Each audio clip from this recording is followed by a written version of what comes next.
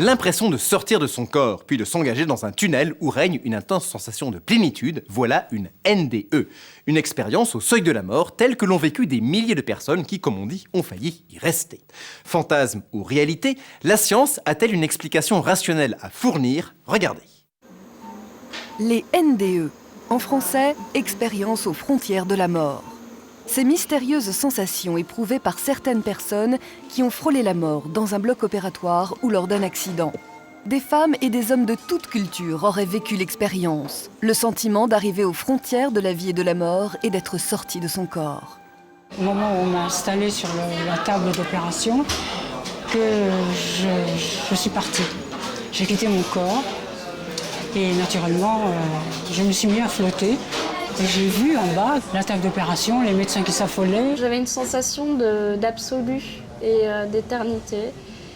Et j'ai effectivement pensé, ça y est, c'est la mort. Et puis je suis revenu dans la lumière, et alors là, on est bien, quoi. C'est la paix complète. Ça dépasse l'entendement, ça dépasse l'imagination. Sortie de corps, impression de voler, parfois entrer dans un tunnel, impression d'un incroyable bien-être, les récits sont souvent émouvants. Mais que dire de ces phénomènes? Existe-t-il une réalité NDE? Pour les neurologues, pour les psychiatres, pour les biologistes, c'est inconcevable. À l'heure actuelle, cela dépasse nos connaissances. Néanmoins, il y a des faits dont on est bien obligé de tenir compte. En psychologie, en biologie, on tient compte d'expériences cliniques pour essayer de bâtir des théories. Je crois qu'il faut faire la même chose. Pour Xavier Rodier, les NDE sont une réalité. Comme des centaines de milliers de personnes, sa vie en a été bouleversée. À travers ses dessins, il essaie de fixer l'expérience qu'il a vécue il y a 4 ans. Donc Xavier, tu t'allonges bien, tu mets tes bras le long de Lors ton d'une corps, simple séance de relaxation, il va réaliser qu'il a vécu une NDE 2 mois auparavant lors d'une intervention chirurgicale. Très vite, il se revoit dans la salle d'opération, au-dessus de son corps. J'ai ouvert les yeux, je voulais regarder. Alors là, ça a été la surprise. En fait, je me suis vu, j'étais au plafond, je voyais mon corps, et là, je me suis retrouvé dans le vide, dans le néant, dans le noir infini, intersidéral. Puis, c'est la vision du fameux tunnel dans lequel tout s'accélère. Au bout de ce tunnel, une lumière. Une lumière puissante vers laquelle le sujet se sent aspiré. Je me suis retrouvé dans cette lumière, et le premier sentiment, en fait, c'est ce sentiment d'amour, dans lequel on baigne. Suivrait alors la phase dite de bilan de vie. En quelques secondes se dérouleraient par séquence des moments plus ou moins marquants de l'existence. C'est à ce moment que Xavier s'est vu sur la table d'opération. Et là, donc, je revois cette scène, en fait, de l'anesthésiste, du médecin réanimateur qui m'intube et qui, quand il y arrive, parce qu'ils ont eu du mal, il fait « ça y est, je le tiens ». C'est ce moment-là de ma vie où j'ai été rattrapé, je suis revenu. Des centaines de milliers de personnes ont fait la même expérience, mais peu osent raconter ce qu'ils ont vécu. C'est vrai que souvent, les témoins hésitent à en parler parce que la première réaction de l'entourage, aussi bien familier que médical, c'est « tout ceci est une hallucination ». Donc, qui dit hallucination, dit pathologie, dit hôpital psychiatrique, etc. Et certains ont été menacés de cela. Donc, ils apprennent très vite à ne pas en parler à n'importe qui. Nous sommes dans le 15e arrondissement de Paris. Ici se déroule tous les 3 mois une réunion. Son but, rompre l'isolement des expérienceurs, ces personnes qui disent avoir vécu une NDE. Pour certains, c'est la première fois qu'ils viennent en parler en public. L'expérience est tellement forte, qu'elle est tellement puissante, elle va tellement profondément en vous, qu'elle remet en question finalement tous vos repères. Et donc il se trouve ici peut-être une forme de réponse. Trouver une réponse, les scientifiques n'y sont pas encore parvenus. Jusqu'à présent, aucun résultat ne permet d'expliquer la totalité du phénomène. Ces visions peuvent-elles être induites par les anesthésiques? Un médicament, la kétamine, a été longtemps suspecté. Qu'en est-il vraiment? Cet anesthésique est connu pour donner des impressions dans la mesure où la conscience peut persister, mais où il n'y a plus de renseignements sur la position du corps, il n'y a plus de sensations corporelles. Il y a une impression éventuellement de flotter, de sortir de son corps. Donc certains ont essayé de la même façon de comparer en fait l'effet de cet anesthésique avec ce qu'on peut ressentir dans les premiers stades de cette expérience. Plus récemment, des chercheurs ont émis l'hypothèse d'une substance produite par le cerveau au moment de la mort. Cette substance détruirait les neurones. Au fur et à mesure de cette destruction, les souvenirs rejailliraient à la surface. Une hypothèse qui pourrait expliquer la phase de bilan de vie dont parlent plusieurs témoins. Mais pour le docteur Jourdan, ni la prise d'un anesthésique, ni la production d'une substance par le cerveau n'expliquent l'expérience dans sa totalité. Pour faire avancer ses recherches, il se rend au domicile de personnes ayant vécu une NDE. Xavier Rodier le reçoit pour la seconde fois. Rencontrer les personnes, écouter leurs témoignages, en l'absence d'autres solutions, la démarche scientifique doit aujourd'hui passer par le relevé rigoureux des récits.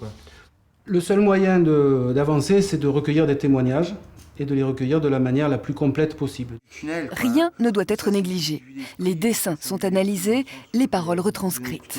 Là, j'avais fait, c'est pareil, c'est toujours ce lien, en fait, ce pont qu'il y a entre la matière terrestre et puis cette autre chose, cet ailleurs, cet au-delà. Comme j'étais à Rennes... La sortie du corps, si on analyse rationnellement, elle est impossible. Comment notre conscience pourrait-elle observer des événements à distance du corps ? Et pourtant, il existerait, selon le docteur Jourdan, des cas vérifiés, comme celui d'une femme prénommée Maria. Et à ce moment-là, Maria, donc, pendant que elle vivait son expérience, donc qu'elle était inanimée sur une table d'opération, s'est promenée au-dessus de l'hôpital et a pu voir sur un rebord de fenêtre tout en haut de l'hôpital une basket jaune, je crois. Ça a été le premier où il y a eu perception objective et vérifiée. Nous sommes à la faculté des sciences de Nice, au sein du laboratoire de zététique. Ici, les chercheurs comme Denis Biette s'interrogent sur la réalité des phénomènes dits paranormaux. Nous lui avons soumis le cas de Maria.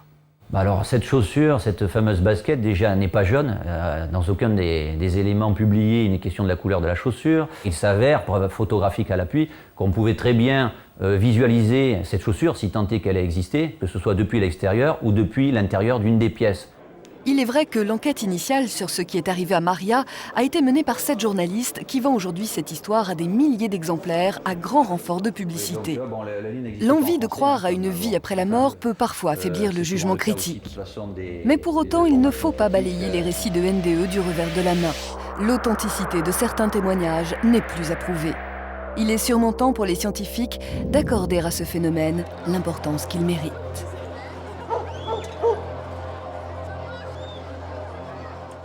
Ce n'est pas parce que la science n'a pas, pour l'instant, d'explication totalement satisfaisante à donner qu'il faut décréter, à l'inverse, que ces NDE relèvent de phénomènes soi-disant paranormaux.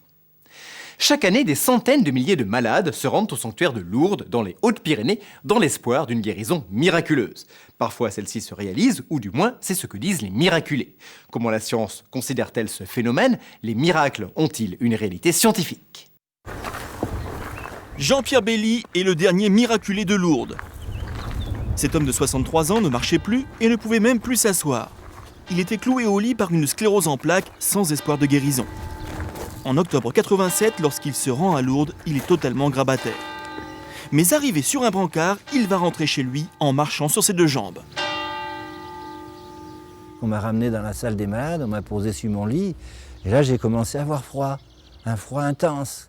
Et c'est au plus profond de ce froid que j'ai commencé à sentir une petite chaleur au niveau de mes orteils qui a commencé à grandir et à envahir tout mon corps, quoi. Et à un moment donné, je me suis senti comme soulevé. Je me suis retrouvé assis sur le bord de mon lit, les jambes pendantes, me demandant bien ce que je faisais là. Et ce n'est que dans la nuit que j'étais poussé à me lever, mais d'une façon très particulière, comme si quelqu'un me disait « Allez, lève-toi, marche ». Comme Jean-Pierre Belly, ils sont des millions à se rendre chaque année à Lourdes dans l'espoir d'une guérison miraculeuse. Pourquoi ici ? Parce que c'est l'endroit où, en 1858, une adolescente de 14 ans, Bernadette Soubirous, affirme avoir vu la Vierge lui apparaître. Ce phénomène, dit-elle, s'est reproduit 18 fois entre les mois de février et de juillet et s'est déroulé précisément ici, dans cette petite grotte. Depuis, l'endroit est réputé provoquer des miracles. Conséquence, depuis plus d'1 siècle, des millions de personnes s'y rendent en pèlerinage. On a construit des églises, ainsi que des hôtels et des hôpitaux pour héberger les milliers de malades. Tous viennent chercher au moins un soulagement, au mieux un miracle. Mais des miracles, il y en a très peu. D'autant que l'Église catholique elle-même utilise ce mot avec une extrême précaution. Dès 1883, elle crée à Lourdes un bureau de constatation médicale. Ce bureau, animé par un médecin, est chargé de vérifier sur des bases scientifiques le caractère inexplicable de certaines guérisons. Ici aussi, on se méfie du mot miracle, d'autant que s'il s'agit d'un mot utilisé dans le langage courant, il a pour un chrétien un sens précis. Je ne peux pas prouver scientifiquement une initiative divine, puisqu'un miracle, c'est une initiative divine. Attention de ne pas mélanger les choses. Hein. Le miracle, ça n'est pas un fait prodigieux uniquement. Si c'était ça, ça n'a pas d'intérêt. Un fait prodigieux, c'est un fait exceptionnel, inattendu, extraordinaire, d'accord. Mais ça ne va pas plus loin, ça n'a pas de signification. Et c'est vrai que le mot miracle est un mot piégé.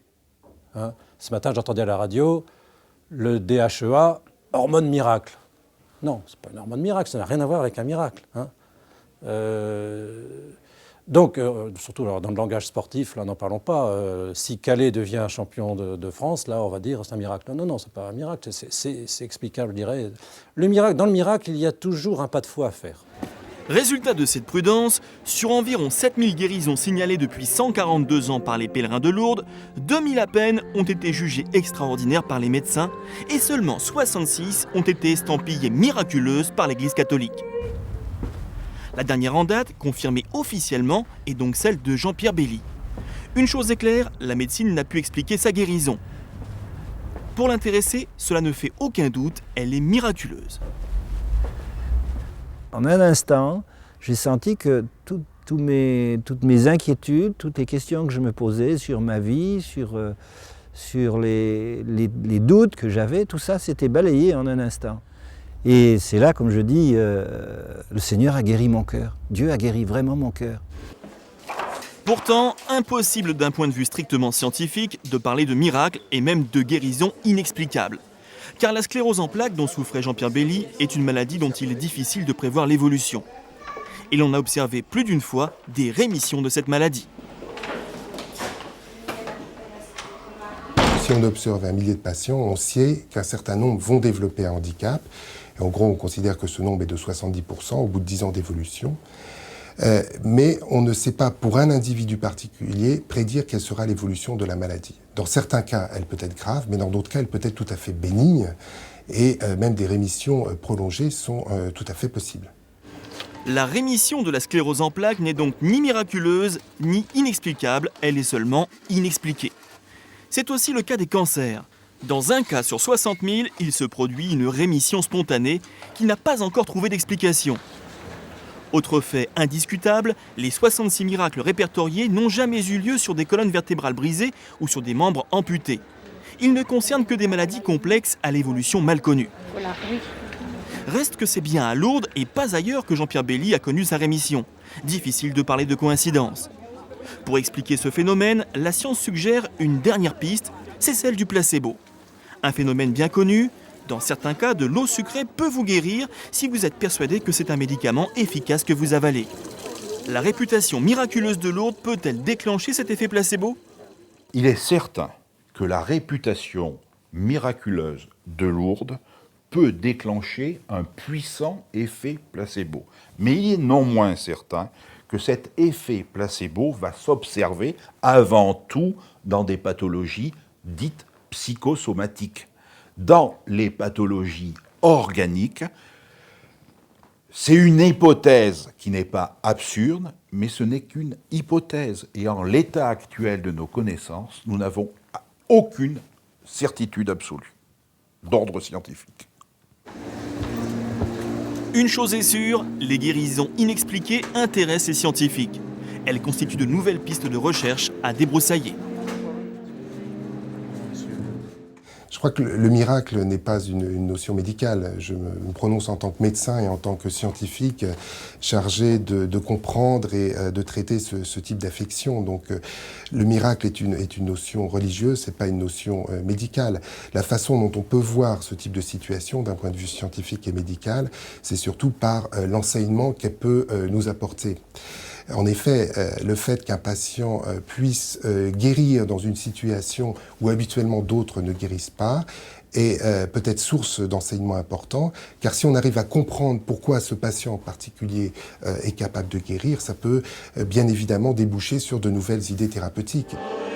Avant que la science ne parvienne à mettre dans un comprimé du concentré de guérison miraculeuse, Lourdes risque d'accueillir quelques millions de malades. Et tant mieux si cela en guérit quelques-uns, car avant tout, c'est le résultat qui compte.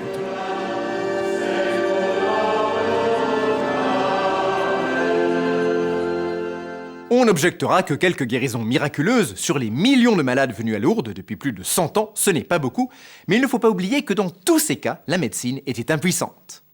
L'hypnose est un état de conscience particulier où la personne se retrouve entre l'état de veille et le sommeil. Aujourd'hui, que sait-on vraiment de l'hypnose? Où en est la connaissance de ce phénomène mystérieux? Et que peut-on faire avec? Pour en savoir plus, E=M6 a mené l'enquête. Vous fixez intensément le centre de ma bague. Hypnose. Selon le dictionnaire, état qui se caractérise par une sensibilité accrue à l'influence de l'hypnotiseur. Vous dormez. Depuis la nuit des temps, l'hypnose intrigue et fascine. Que sait-on aujourd'hui de ce phénomène? Attention tout d'abord à ne pas confondre dans ce domaine la science et la magie. Une expérience de lévitation sous contrôle hypnotique au théâtre, forcément, il y a un truc. Merci de le rappeler. Et maintenant, beaucoup plus sérieux. Aujourd'hui, l'hypnose est couramment utilisée pour arrêter de fumer. Les hypnotiseurs revendiquent un taux de réussite de 68%. Un de nos collaborateurs a accepté de se plier à l'expérience. Comment cela marche-t-il? Le regard est fixe, plus le corps est flou. Tout commence par ce petit test. Le patient fixe une statuette accrochée au mur. S'il est facilement hypnotisable, il doit perdre l'équilibre à la demande du médecin. Ici, le test n'est pas vraiment concluant. Confusion, on peut même rester les yeux ouverts. Passons quand même à la suite. Si ça vous rassure de temps en temps d'ouvrir les yeux, vous pouvez, hein, c'est pas gênant. C'est désormais la voix du thérapeute qui va tenter d'entraîner notre cobaye dans l'hypnose. Si bien que maintenant, je peux compter jusqu'à 3. À 3, ressentir comme un petit vertige agréable, l'impression de partir un peu plus loin. Le ton et les mots ne sont pas choisis au hasard. Ils sont là pour faciliter l'entrée du patient dans l'état hypnotique qu'on appelle la transe. Lorsque le praticien juge cet état atteint, il tente alors de graver dans l'inconscient du patient un dégoût profond pour le tabac. Pensez à la cigarette que vous fumiez et ressentez cette sensation de bouche pâteuse, cette indifférence. Ce dégoût, pense-t-on, va persister après la sortie de l'hypnose. Et toujours la sensation dans la bouche. Mais est-ce que c'est efficace? Et d'abord, l'hypnose, est-ce que ça marche à tous les coups? J'ai un peu décroché, après la bouche pâteuse. Pas pour notre cobaye qui, lui, s'est tout simplement endormi d'un sommeil qui n'avait rien d'hypnotique. Que la léthargie. Par contre, Laurence, qui a suivi la même séance, a au contraire ressenti l'expérience en profondeur. Elle se souvient d'une impression étrange. De sentir son corps et en même temps, par moments, de plus réellement le sentir, en fait. Très présent et en même temps, un moment un peu absent par moment. Mais va-t-elle pour autant arrêter de fumer? Un psychologue a étudié pendant 5 ans l'arrêt du tabac grâce à l'hypnose. Ses conclusions sont claires. Quand on suit un peu les gens plus longuement que simplement à l'issue du traitement, c'est-à-dire quand on regarde un petit peu ce qu'ils sont devenus 6 mois après le traitement, on s'aperçoit qu'il en reste en gros 25% qui sont restés non-fumeurs. 25%, c'est le pourcentage de personnes qui s'arrêtent de fumer par leur propre volonté. L'hypnose n'aurait donc pas d'effet véritable. Ce serait plutôt le rituel de la séance qui agirait sur les patients. Alors, inutile l'hypnose? Attendez avant de juger. Vous allez assister à une opération extraordinaire. Nous sommes au CHU de Liège, en Belgique. Cette patiente s'apprête à se faire opérer sous hypnose de la glande thyroïde. La thyroïde, il paraît que maintenant, on fait ça couramment. Et le chirurgien, lorsque je l'ai rencontré il y a déjà quelques mois, m'a dit qu'il n'y avait vraiment que des avantages à me faire endormir par hypnose. En France, ce type d'intervention se déroulerait sous anesthésie générale avec toutes les conséquences que cela implique. Ici, la patiente ne reçoit qu'une anesthésie locale.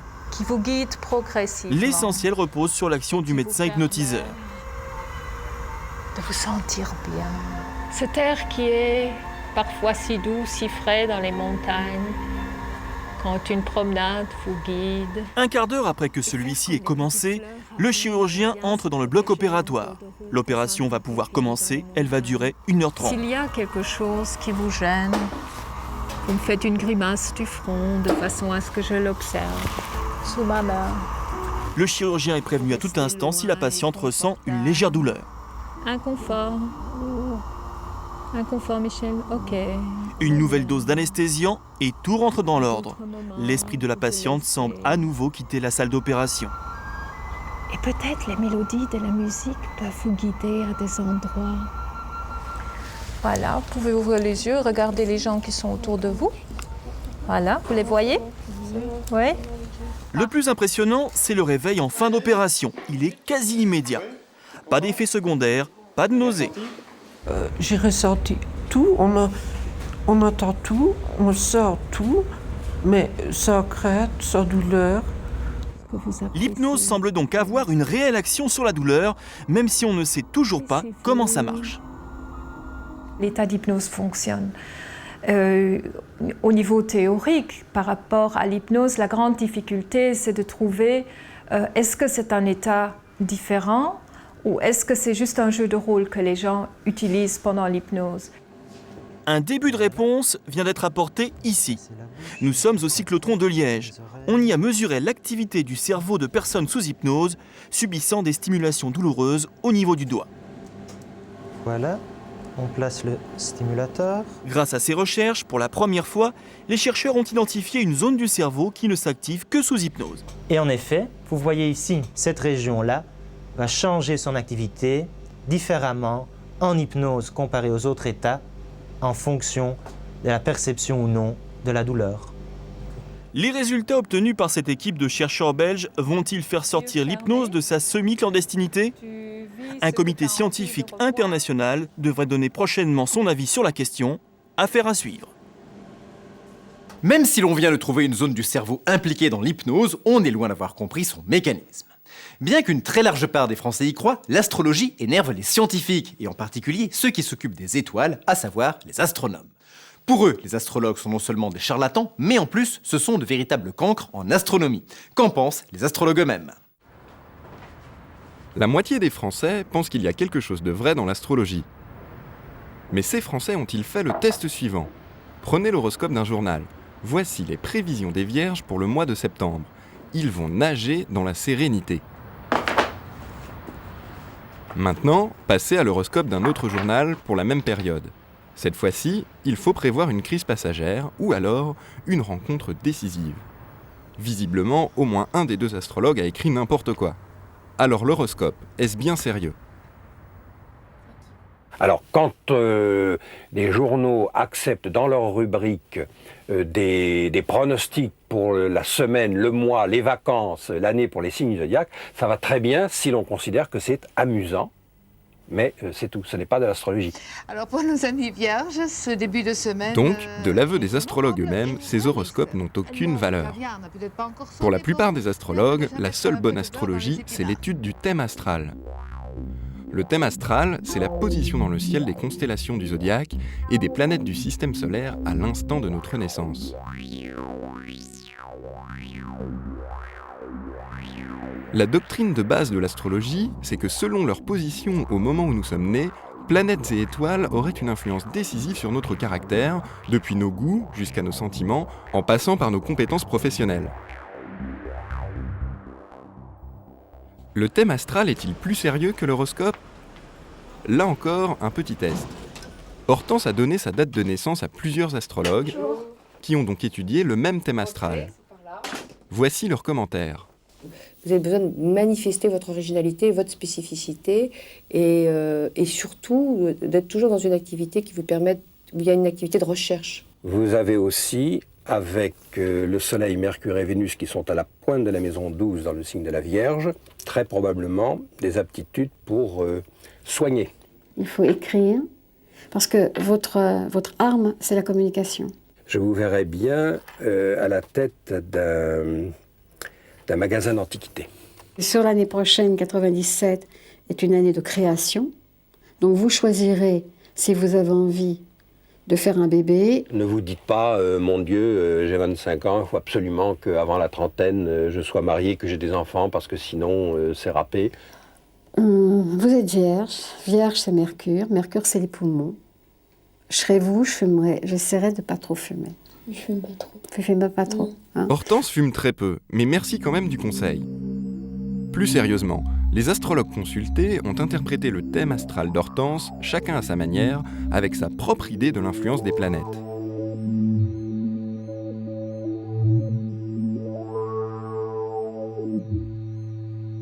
Outre le fait qu'ils ne sont pas d'accord entre eux, cette influence existe-t-elle? Prenons l'avis d'un autre grand spécialiste des planètes, un astronome. Alors quand on est astronome, on dit que les planètes ont une influence complètement nulle sur nous. Une planète comme Jupiter, qui est une planète essentiellement gazeuse, composée d'hydrogène et d'hélium, qui gravite à des centaines de millions de kilomètres de la Terre, a une influence sur nous complètement nulle. Donc l'influence des planètes sur l'être humain est absolument nulle. Ça, c'est scientifiquement prouvé, c'est pas la peine d'y revenir. C'est clair, les astronomes, dans leur ensemble, réfutent la moindre influence des planètes, non seulement sur notre caractère, mais encore sur n'importe quel phénomène terrestre. Pour les planètes, c'est d'accord, mais pour les constellations du zodiaque, eh bien là, c'est pire, car les signes du zodiaque ne correspondent même pas aux constellations. Les constellations du zodiaque, ce sont celles qui se trouvent tout au long de l'année, derrière le Soleil par rapport à la Terre. Par exemple, de la mi-août à la mi-septembre, le Soleil passe dans le Lion, puis dans la Vierge, jusqu'à fin octobre, etc. Mais depuis des siècles, les astrologues oublient une des constellations du zodiaque, Ophiuchius. Il devrait donc y avoir 13 signes au lieu de 12.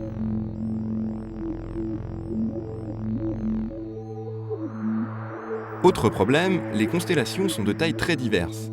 Ainsi, le Soleil va rester plus de 5 semaines dans les Poissons, mais seulement une dans le Scorpion. On est loin des 12 signes égaux du zodiaque classique. Tout cela ne gêne pas les astrologues, dont certains avouent même qu'étoiles et planètes n'ont aucune influence. L'astrologie est un outil symbolique, qui n'est absolument pas scientifique. Nous ne raisonnons pas avec la même logique que la science. Nous sommes basés sur le symbolisme, c'est-à-dire un raisonnement par analogie, et non pas un raisonnement de causalité. C'est-à-dire que nous ne pensons pas que les planètes nous influencent, nous déterminent et définissent notre destin. En revanche, pour nous, le thème natal, c'est la possibilité, par analogie, de comprendre un individu, de saisir ses contradictions, d'approcher sa personnalité.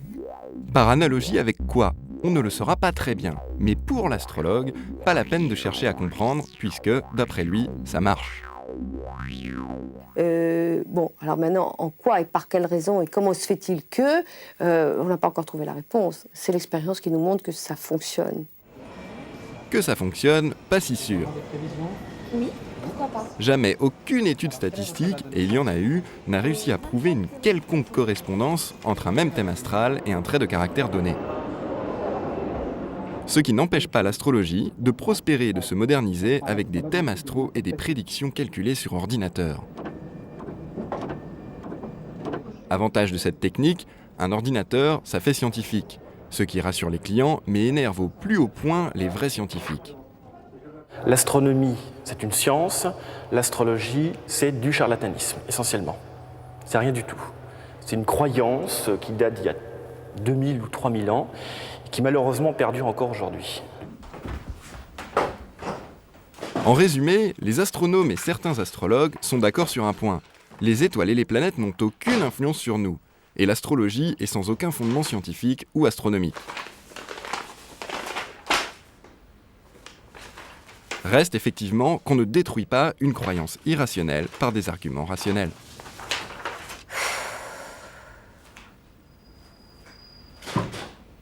Je crois pour ma part que les astrologues ont tous un point commun, une bonne dose de psychologie pour dire à leurs clients ce qu'ils ont envie d'entendre. C'est à mon avis ce qui fait le succès actuel de l'astrologie. Toutes les nuits, pendant que nous dormons, notre cerveau se réveille et se met à rêver. Pourquoi a-t-il ce besoin? Tout le monde rêve-t-il? Que signifient les rêves? E=M6 a mené l'enquête pour tenter de percer ce mystère.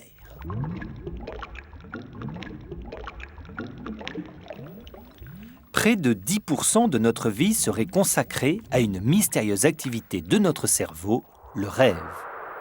En effet, pendant le sommeil, notre cerveau a tendance à avoir une activité indépendante de notre volonté. Tout se passe comme s'il restait éveillé. Il fabrique des scénarios dont on se souvient parfois au réveil. Mais comment se fabrique le rêve? A-t-il une quelconque utilité pour notre équilibre ou notre santé? Pour le savoir, il faut passer par l'étude du sommeil. C'est ce que l'on fait dans ce laboratoire où l'on va enregistrer sur un volontaire les différentes phases de l'activité du cerveau pendant la nuit. Des électrodes placées sur le crâne enregistrent l'activité du cerveau. D'autres servent à suivre les mouvements de l'œil. Et celles posées sur le menton informent sur l'activité des muscles du visage. Ces études ont permis de distinguer 5 phases dans le sommeil. D'abord, l'endormissement, puis une phase de sommeil léger. Ensuite, 2 phases de sommeil lent profond qui se succèdent. Et enfin, la phase de sommeil paradoxal pendant laquelle se produiraient les rêves. Ces 5 phases durent au total 90 minutes et se répètent en moyenne 5 fois par nuit. Comme on enregistre une activité permanente du cerveau tout au long de la nuit, comment savoir à quel moment survient le rêve? Tout simplement en réveillant le dormeur à des moments différents de son sommeil. Dans 87% des cas, le dormeur se souviendra de son rêve si on le réveille pendant la phase de sommeil paradoxal, une phase que l'on reconnaît facilement par l'absence totale de mouvement au niveau des muscles. C'est un sommeil au cours duquel vous n'avez pas de tonus musculaire. Quand vous êtes dans le train et que tout à coup votre tête chute, c'est que vous commencez un sommeil paradoxal. Comme vous êtes assis, vous ne le continuez pas, mais c'est un début de sommeil paradoxal. Il y a une abolition du tonus musculaire, une abolition, une paralysie. Ce sommeil est dit paradoxal parce que, paradoxalement, le cerveau se comporte presque comme si nous étions réveillés. Mais grosse différence, aucun muscle du corps ne bouge. En effet, quand on est éveillé, les images qui parviennent au cerveau peuvent aboutir à l'envoi d'un ordre aux muscles. En revanche, pendant le rêve, une sorte de coupe-circuit se met en marche et empêche ces ordres de parvenir aux muscles.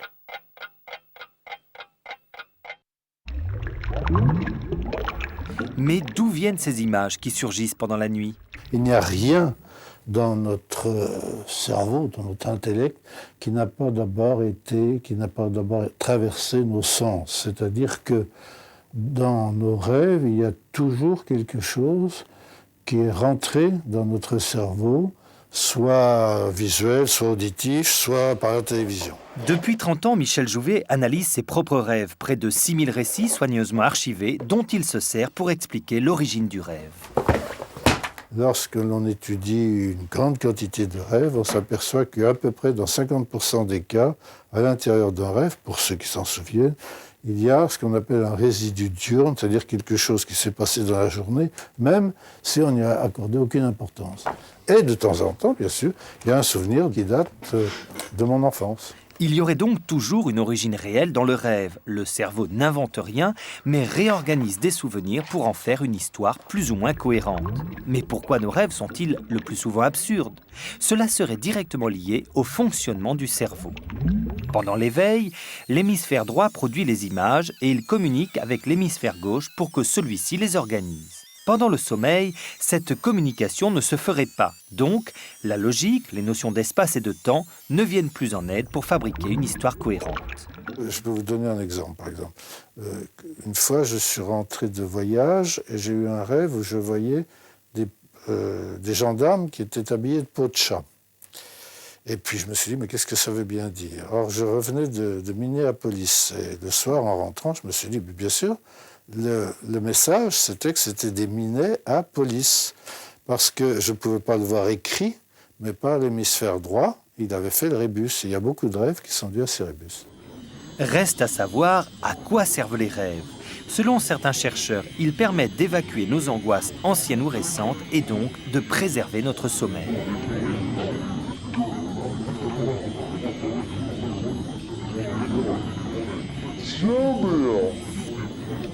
Mais cette théorie reste à prouver, car aussi surprenant que cela puisse paraître, on parvient aujourd'hui à supprimer le rêve.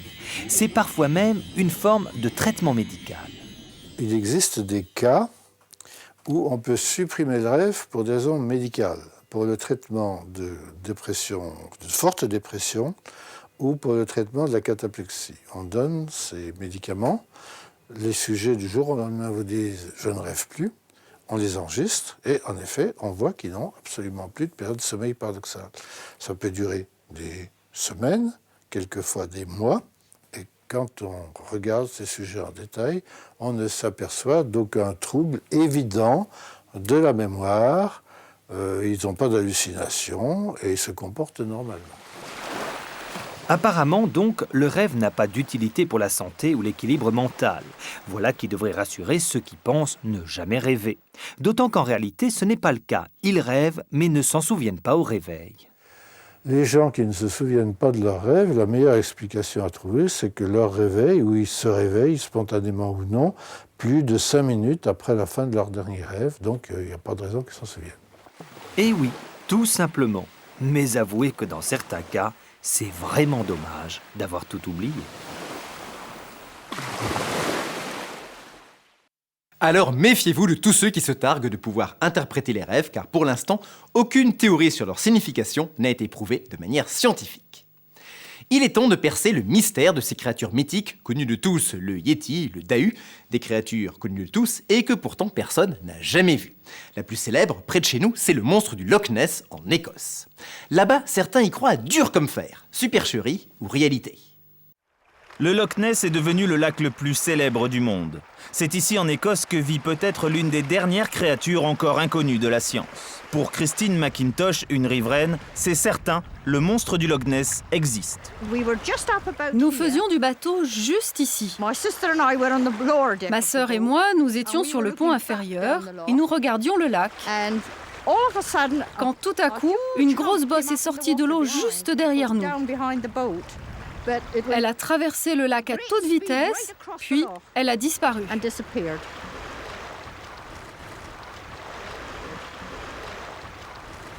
Voici donc la célèbre photo, dite photo du docteur, prise par un certain Wilson en 1934, et qui a été donc reproduite des centaines et des milliers de fois dans la presse, dans les ouvrages, et qui a bien sûr donné au monstre du Loch Ness son retentissement. Michel Reynal est cryptozoologue, en d'autres termes, un scientifique qui étudie des animaux inconnus. Même si le monstre du Loch Ness n'a jamais daigné se montrer à lui, il le connaît mieux que personne. Alors, à quoi ressemble le monstre du Loch Ness, d'après les témoins? Donc, une sorte d'animal avec une petite tête, un long cou, un corps massif et 2 ou 4 palettes natatoires et une queue. Ou, pour d'autres chercheurs, une sorte d'otarie à long cou, qui est représenté ici. Pour abriter un monstre, le Loch Ness semble idéal. Une immense étendue d'eau de 40 km de long, large par endroits de 2,5 km. À près de 250 mètres sous la surface, George Edwards a découvert le point le plus profond du loch, car ici, depuis 16 ans, il promène ceux qui rêvent de voir la créature dans le blanc des yeux. Du coup, son business lui interdit de douter, bien sûr, de l'existence du monstre. En fait, ce qu'il y a ici, ça peut être 2 choses. Soit une espèce totalement nouvelle, et comme on n'a jamais vraiment fouillé le loch, c'est tout à fait possible. Ou alors, une espèce de mammifère qui aurait évolué et se serait métamorphosé et qui aurait maintenant la capacité de respirer sous l'eau. Pour découvrir cette espèce inconnue, à bord, un équipement high-tech. Une caméra sous-marine qui malheureusement ne sert pas à grand-chose car les eaux du loch sont noires de tourbes et de vases. Le sonar serait nettement plus efficace pour détecter la créature, mais ni ce jour-là ni jamais depuis 16 ans, le monstre ne s'est approché du bateau. Pourtant, le mythique Nessie continue de mobiliser les énergies. Cette équipe de 5 Suédois s'est installée sur les bords du loch. Objectif, capturer le monstre. Ils ont sérieusement inventé ce piège pour prouver à la face du monde que la bête est tapie sous les eaux. À la tête de l'expédition, cet homme, Jan Sundberg. Ce n'est pas un scientifique, mais il croit son filet très capable d'une pêche miraculeuse. Nous, on pense que la créature pourrait être de la famille des anguilles. Attention, pas une anguille classique, quelque chose qui pourrait lui ressembler. Comme cet animal aime se cacher dans les trous, il va rentrer dans la nasse et se faire piéger. Si la caution scientifique n'est pas garantie, l'expédition suédoise fait recette. Et sur les rives du loch, la presse se bouscule. Vous pensez trouver quelque chose? Ici? Eh bien, s'il n'y a rien, il faut vraiment se demander ce qu'ont vu les 3000 ou 5000 témoins. Parce que ce ne sont pas tous des fous ou des alcooliques. C'est une conférence de presse, s'il vous plaît. Si vous êtes là pour l'interrompre, allez vous mettre ailleurs. Le conseil s'adresse ici à Kevin Carleon, le grand prêtre britannique des sorcières blanches, venu pour sauver le monstre de ses prédateurs suédois. Ses armes absolues, des incantations et de l'encens. Éléments de la terre, de l'air, du feu et de l'eau, indissociables et à l'origine du monde, agissez ici dans les eaux du Loch Ness et que la créature soit épargnée.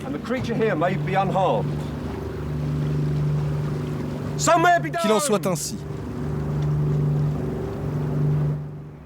Pas de quoi intimider les chasseurs de monstres.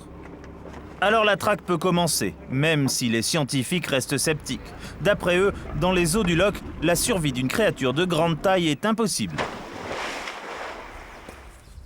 Michel Reynal a retourné le problème dans tous les sens. Une des anomalies du dossier du Loch Ness concerne en fait la quantité de nourriture disponible pour une éventuelle population de grands animaux inconnus.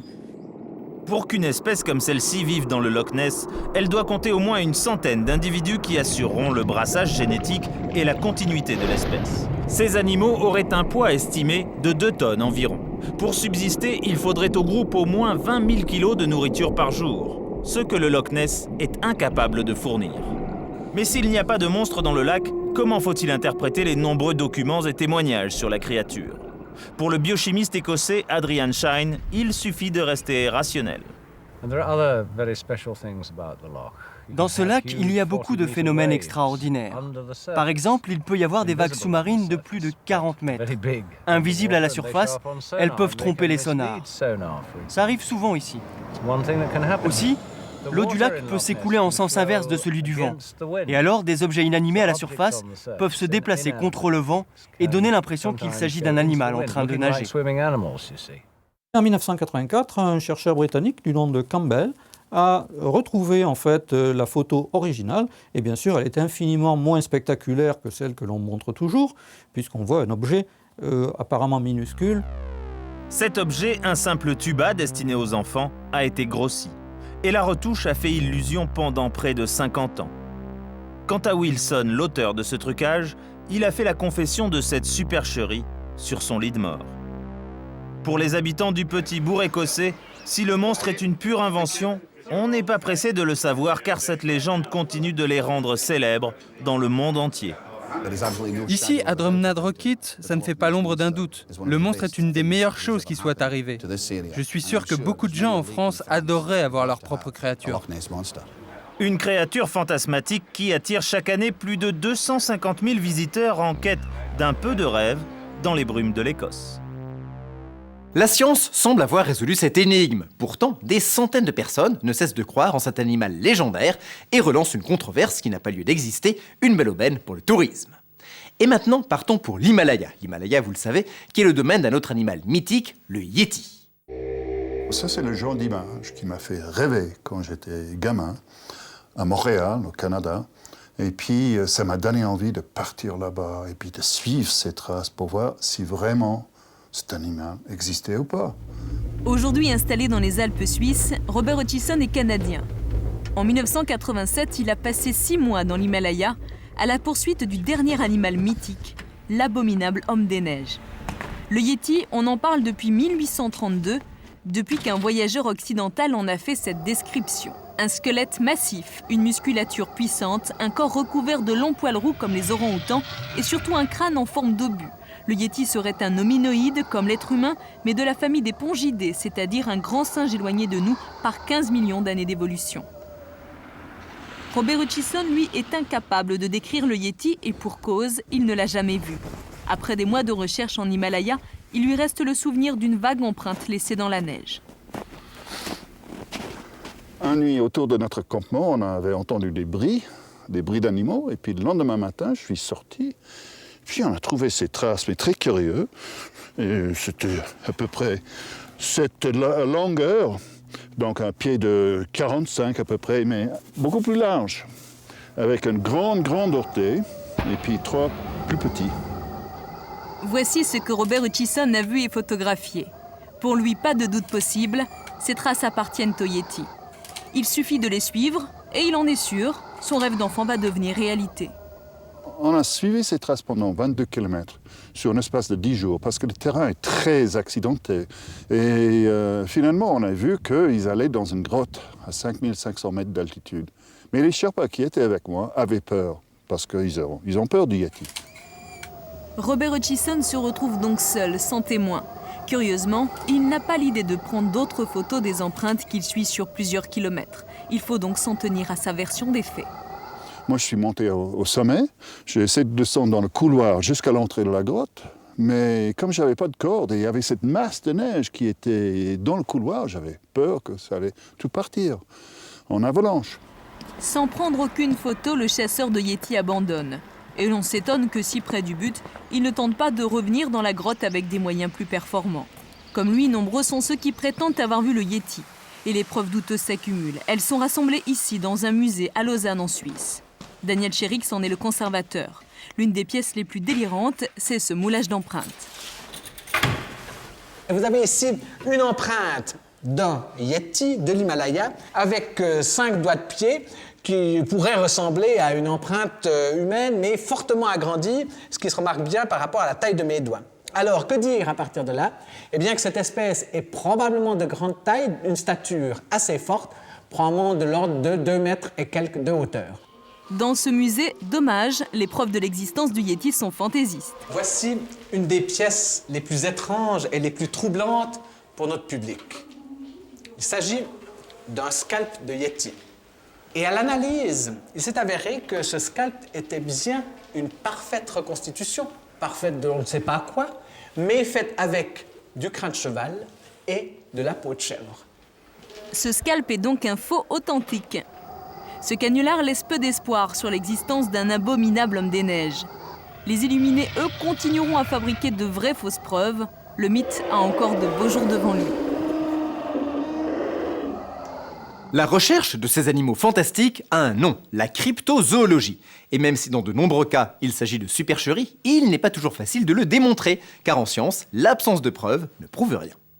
Maintenant que vous en savez plus sur ces phénomènes irrationnels, saurez-vous répondre aux questions de notre quiz. À très bientôt.